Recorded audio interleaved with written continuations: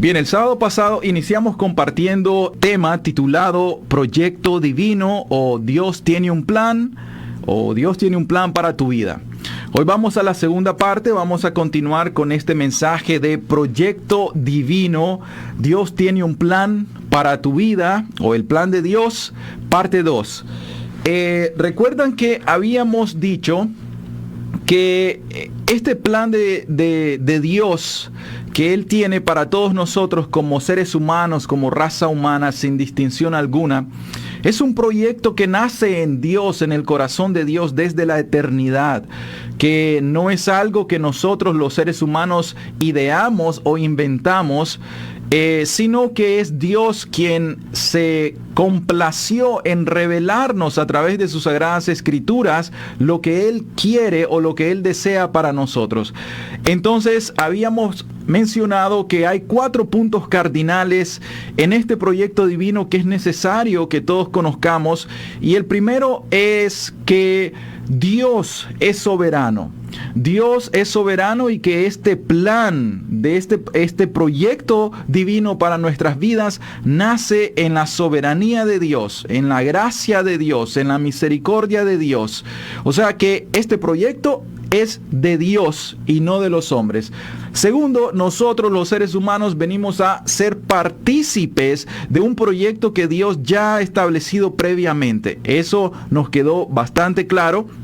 Entonces, el plan de Dios para nosotros nos hace participantes. Recordamos enfáticamente que hicimos un llamado de atención a todas las personas que no han leído sus Biblias, que deben de comenzar o empezar a leer sus Biblias, porque recuerden que en las Sagradas Escrituras nosotros tenemos la intención revelada por Dios. O sea que cuando nos preguntamos nosotros, ¿cuál es el plan de Dios en mi vida? ¿Qué es lo que Dios quiere de mí? ¿Cuál es la voluntad de Dios?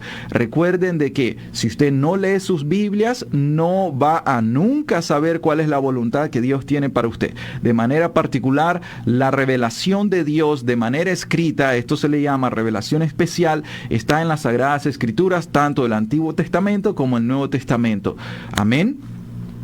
Y luego de eso, entonces, vimos que como Dios nos hace partícipe de este proyecto divino, hay algo, que ese fue nuestro segundo punto, hay algo que podría truncar este proyecto en nuestras vidas. Y eso nosotros lo analizamos como iglesia, lo analizamos de manera personal, como individuos.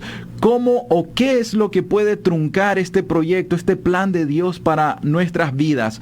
O sea, este plan de Dios puede truncar ese buen propósito que Dios tiene en el mundo, puede truncarlo en la iglesia, puede truncarlo en nuestra propia vida. O sea, Dios tiene un proyecto para nosotros de manera individual, pero hay algo que nosotros hacemos que puede truncarlo. Aquí yo caigo en un tema en lo cual Dios me ha dado mucha gracia, se los digo, para poder indagar, no a profundidad, pero sí bastante al respecto, y es lo que conocemos como la soberanía de Dios y la responsabilidad del hombre. Cómo estas dos verdades son paralelas y las encontramos en la Biblia desde Génesis hasta Apocalipsis, que por un lado nosotros vemos que Dios es un Dios soberano, Él es el rey de toda la tierra, Él es el gobernador de toda la tierra, Él promulga las leyes, o sea, Él es legislador, pero que al mismo tiempo Dios es juez. Pero por el otro lado, vemos que los seres humanos somos absolutamente responsables porque fuimos creados a la imagen y semejanza de Dios, que fuimos otorgados con raciocinio, o sea, nosotros somos agentes morales, libres, racionales e inteligentes.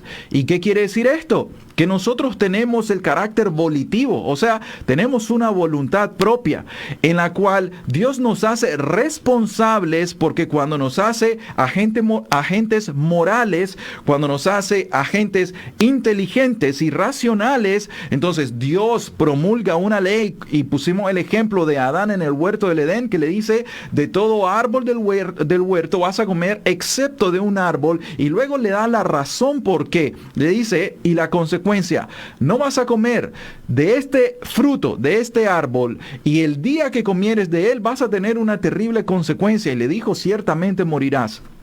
Dios razonando con él, Dios probando el corazón de Adán. Entonces Adán debía tomar una decisión. Teniéndolo todo alrededor, Adán solamente tenía que abstenerse de aquello lo cual Dios le prohibió. Sin embargo, vemos en la narrativa en Génesis, en los primeros capítulos, que no fue así. Entonces hablamos acerca del pecado. Dijimos que eso que puede truncar el plan de Dios en nuestras vidas, en la iglesia, se llama pecado. Y nosotros fuimos muy claros al respecto. Entonces, Dios es soberano, amén. Pero por otro lado, nosotros, mis queridas personas, usted, yo, somos responsables por lo que vamos a hacer en nuestras vidas. Así es que eso es algo que debemos de mantener siempre. O sea, si Dios nos da un mandamiento, nosotros debemos o tenemos la responsabilidad, por cuanto somos morales, de guardar ese mandamiento de Dios. Si Dios da un mandamiento negativo, debemos de guardarnos de no cometer o practicar esa prohibición.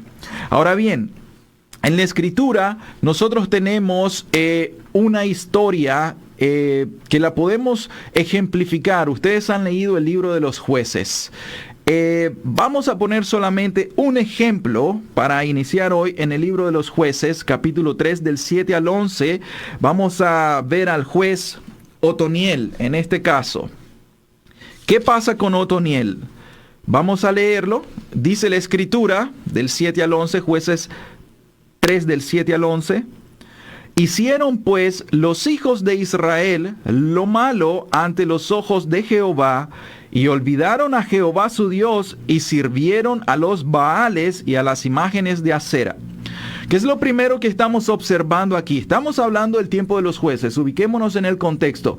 Nosotros tenemos el libro de Deuteronomio. En el libro de Deuteronomio observamos que Moisés todavía está vivo, que Moisés no ha cruzado el río Jordán, está al lado del occidente del río Jordán, no lo han cruzado para conquistar Canaán.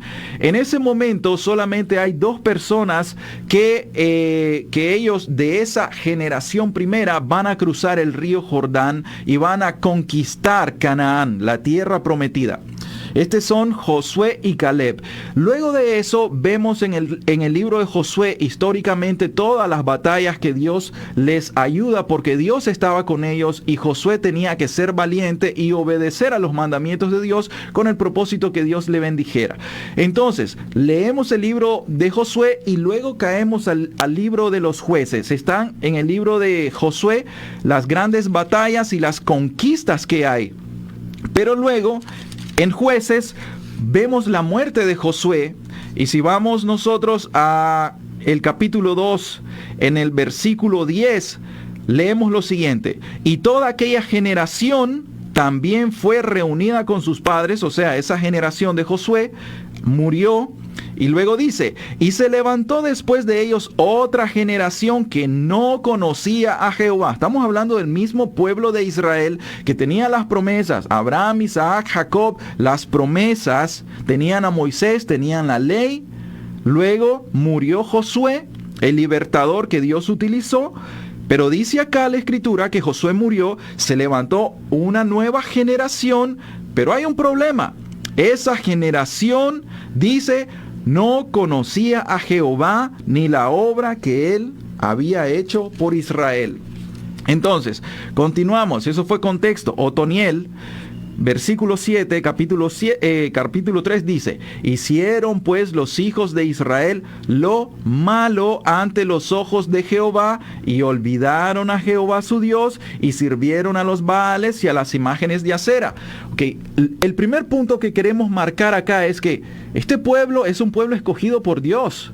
O sea, Dios le levantó un profeta, Moisés. Moisés habló cara a cara con Dios. Dios le dio la ley a Moisés. La escribió 2 veces con sus propios dedos en las 2 tablas. La primera vez esas tablas fueron quebradas por Moisés por cuanto el pueblo de Israel ya estaba idolatrando. ¿Recuerdan eso? Luego de eso, en su misericordia, Dios perdonó al pueblo de Israel por su idolatría. Pero luego de eso estamos hablando históricamente del mismo pueblo que conocía a Dios, que tenía la ley de Dios. Pero se dan cuenta que una generación más tarde, ellos, dice la Escritura, ya no conocían a Dios, ni las obras que Dios había hecho. Yo les quiero preguntar, ¿saben la razón por la cual esta nueva generación ya no conocía a Dios? La respuesta es muy sencilla. Es porque ellos no leyeron la ley de Dios. Oigan bien, ellos tenían la ley, o sea, el Pentateuco. Ellos tenían los 5 libros escritos por Moisés, inspirados por Dios, pero no lo leyeron.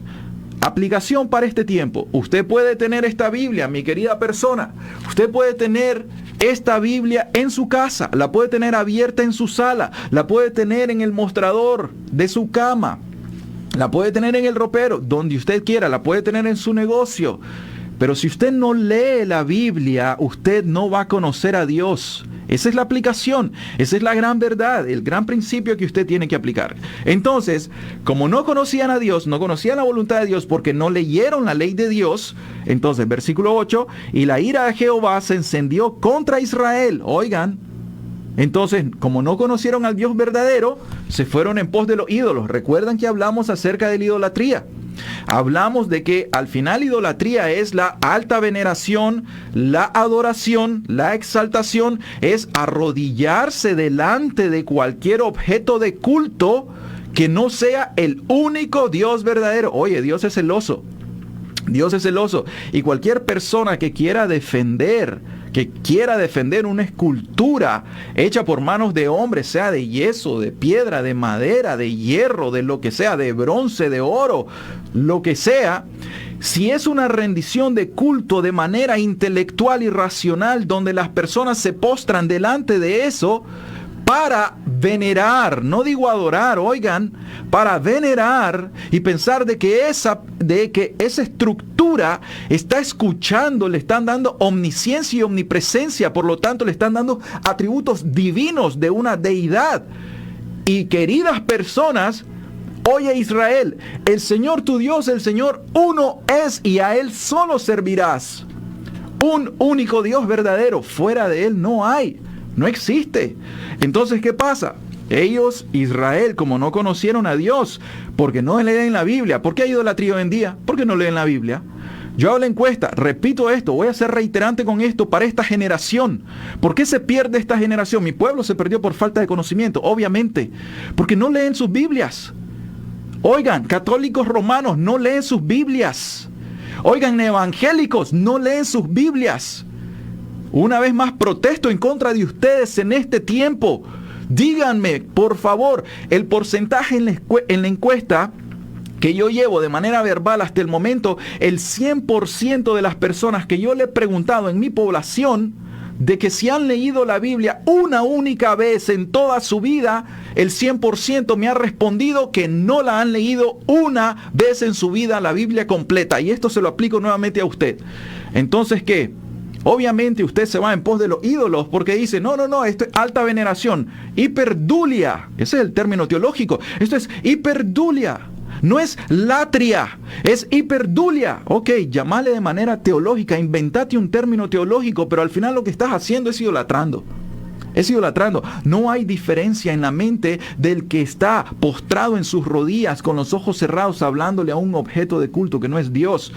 Necesitamos nosotros entender que la ira de Dios se encendió. Oigan, dice la Escritura, y la ira de Jehová, este es Dios, Yahweh, llámele como usted quiera, y la ira de Jehová, este es el único Dios verdadero, se encendió contra Israel y los vendió en manos de Cusán Rizatim, rey de Mesopotamia, y sirvieron los hijos de Israel a Cusán Rizataim 8 años. Oigan, ¿qué es lo que sucedió? Vino un juicio. Ellos se olvidaron de Dios, ellos pecaron en contra de Dios, viene un resultado, que eso es lo que vamos a abordar el día de hoy. Hay un resultado por el pecado. El resultado que vino acá por haberse olvidado de Dios, por irse en pos de los ídolos de las naciones, fue la ira de Dios.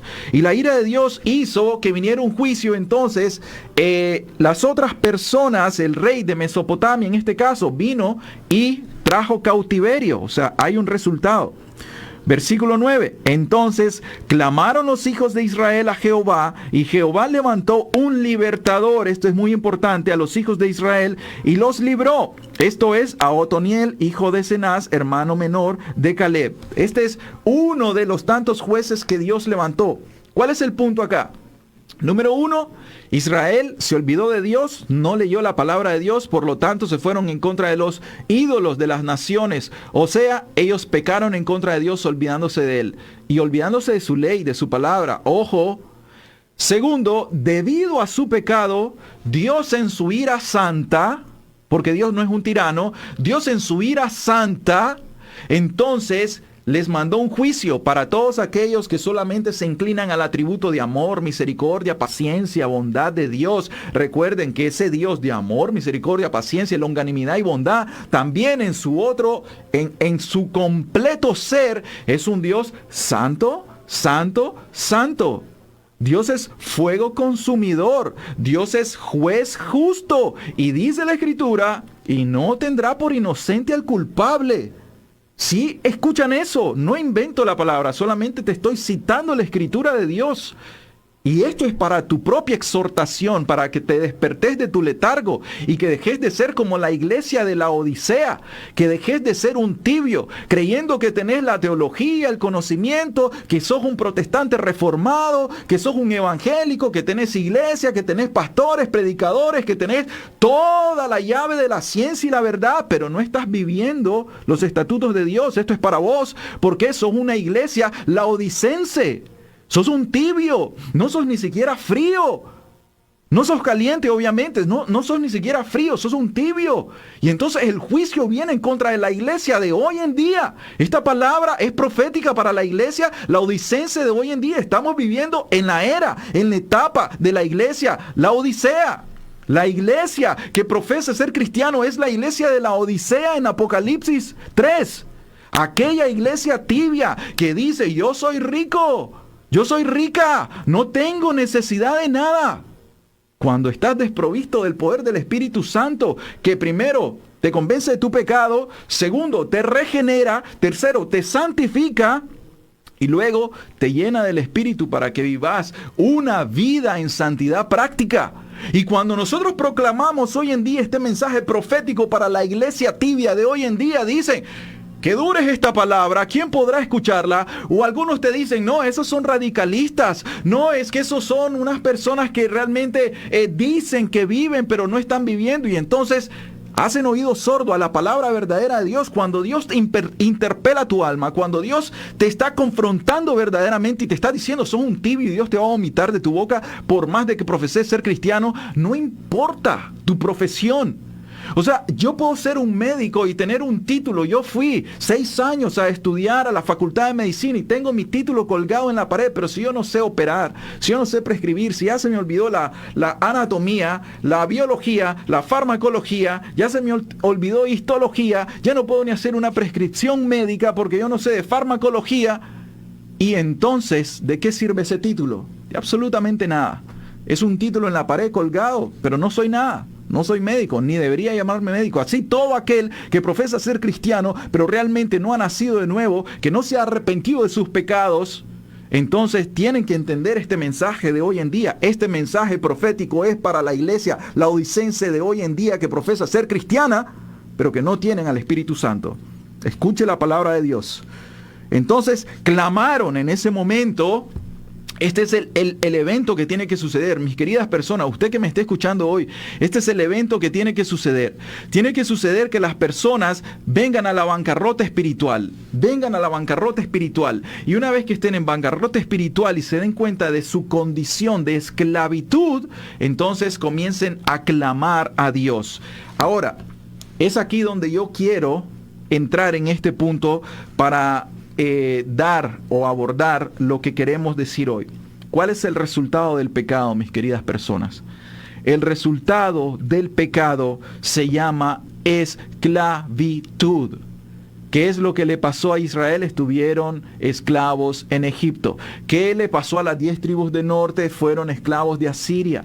¿Qué es lo que les pasó a las 2 tribus del sur, a Judá? ¿Qué les pasó? Fueron esclavos, cautivos por Babilonia. ¿Por qué razón? Porque ellos pecaron en contra de Dios. Ahora, hacia usted, mi querida persona, que usted esté escuchando el mensaje del Evangelio, el pecado trae una consecuencia que es la esclavitud. Y ahí es donde cuando uno se siente esclavo, ¿por qué? Miren, la consecuencia del pecado es muy, muy clara. El pecado te va a traer muerte espiritual. Eso es lo que le pasó a Adán en el huerto del Edén. Esa muerte espiritual no es más que una separación entre Dios y la persona. Tienen que entender eso. Eso es la repercusión, la consecuencia directa del pecado.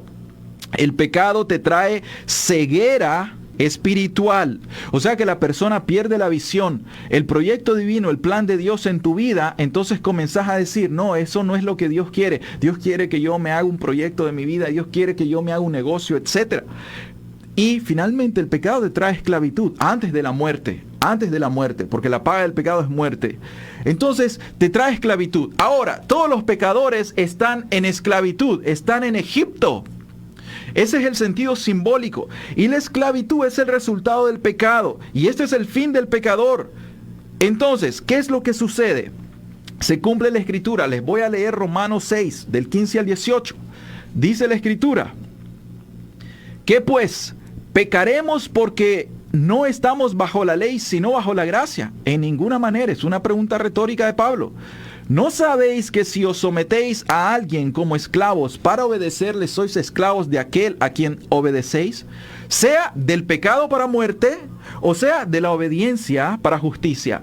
Pero gracias a Dios que aunque erais esclavos del pecado, habéis obedecido de corazón aquella forma de doctrina a la cual fuisteis entregados, y libertados del pecado vinisteis a ser siervos de la justicia. ¿Qué es lo que hay acá? Un siervo, un esclavo. Cuando nosotros estamos en pecados, en la práctica de pecados, nosotros somos esclavos del pecado para muerte. No somos esclavos de la justicia para vida, sino estamos bajo esclavitud del pecado, el cual va a llevar a la muerte. O sea, el amo de la persona que está en la práctica de pecados no es Jesús, se llama Satanás.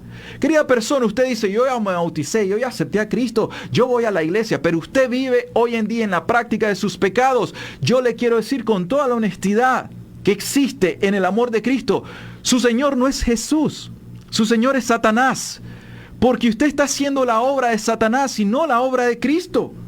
¿Y cuál es el fin? El fin de usted cuando se muere, si está en la práctica de sus pecados, no es el cielo. Quítese esa idea errónea, no es el cielo. Su fin es el infierno, la muerte eterna. Y por eso es que ellos tuvieron que clamar a Dios, en la ira de Dios tuvieron que clamar. Dios, por favor, ayúdanos, ayúdanos. ¿Y qué hizo Dios? Les mandó un libertador. Y ahora usted me va a decir, no, pero es que yo no estoy esclavo. Miren, ¿qué es la esclavitud?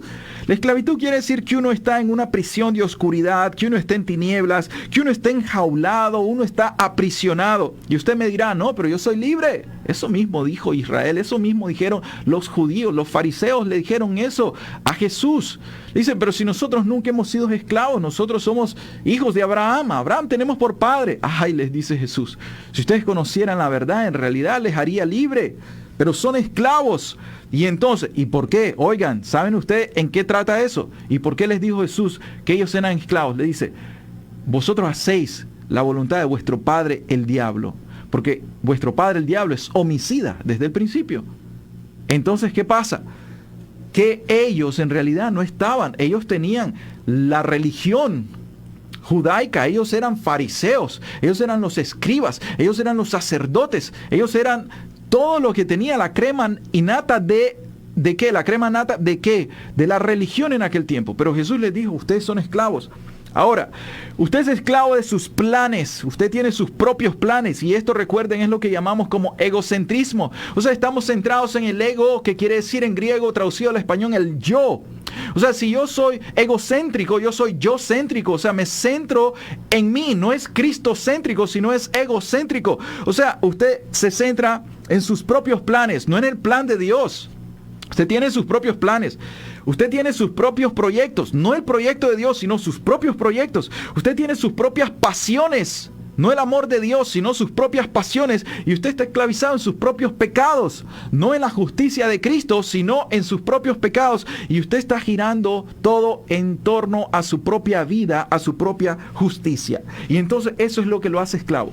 Cuando Dios, terminando esta sesión, cuando Dios nos dice que Él tiene un proyecto divino, un plan para nuestras vidas, nosotros, cuando nos encapsulamos y nos esclavizamos al pecado, a nuestras pasiones, entonces le decimos: Dios, no quiero tu proyecto. Tu proyecto me parece inapropiado para mi vida.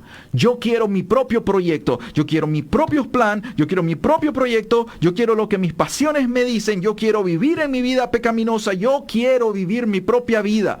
Te quiero tener como una religión, pero no quiero tu plan para mi vida. Yo quiero hacer mi propia voluntad. Eco Adán y Eva en el huerto del Edén.